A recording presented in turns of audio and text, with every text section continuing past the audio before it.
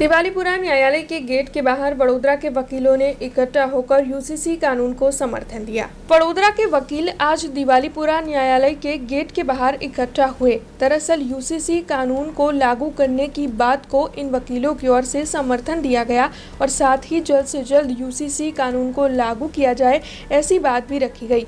वकीलों की ओर से यूसीसी कानून का समर्थन करते हुए देश के प्रधानमंत्री नरेंद्र मोदी और साथ ही भारतीय जनता पार्टी का समर्थन किया गया।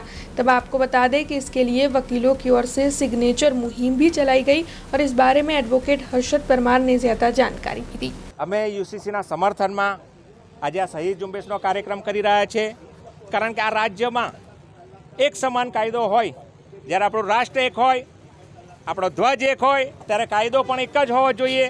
જે કાયદાઓમાં વિભિન્નતા છે, જે અંગ્રેજો વખતના કાયદા છે, જેમાં સમાનતા નથી, કોઈ બી કાયદા સમાન હોવા જોઈએ, જેના કારણે પ્રજાનો પણ તેને સીધો લાભ મળે। આ રાજ્યમાં પણ જો યુસીસી लागू થાય તો એક જ કાયદો હશે અને એક કાયદાને લીધે તમામને સમન્યાય મળશે।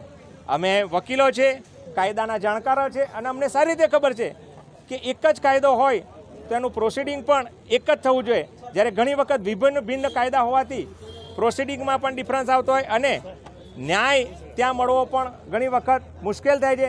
જ્યારે કોઈ પણ વર્ગ હોય, એ કોઈ પણ સમાજ હોય, તેને ન્યાય મળવો જોઈએ અને ખાસ કરીને મહિલાઓ, કારણ કે મોદી સાહેબનું એક વિઝન છે કે આ દેશની મહિલાઓને પણ સમન્યાય મળે, જેથી પણ આ યુસીસીનો જે કાયદો લાગુ કરવા જઈ રહ્યા છે અને રાજ્ય સરકારને જેનો પાવર છે, ત્યારે અમે રાજ્ય સરકારના હાથ મજબૂત કરવા અમે સૌ વકીલો મોટી સંખ્યામાં આજે આ યુસીસીના કાયદાને સમર્થન કરીએ છીએ અને આ રાજ્યમાં જલ્દથી જલ્દ યુસીસીનો કાયદો લાગુ પડે તેવી પણ અમારી માંગ રહેશે અને આગામી દિવસોમાં જરૂર પડે તો કાર્યક્રમો આપીને, વધુ જાગૃતિના કાર્યક્રમો આપીને આવેદનપત્ર આપવાની પણ પ્રક્રિયા અમે હાથ ધરીશું। એ એક વકીલો ના કહેવાય, કારણ કે એક સમૂહ વકીલો એટલે તમામ આવી જાય। આજે અમે સમર્થનમાં છે।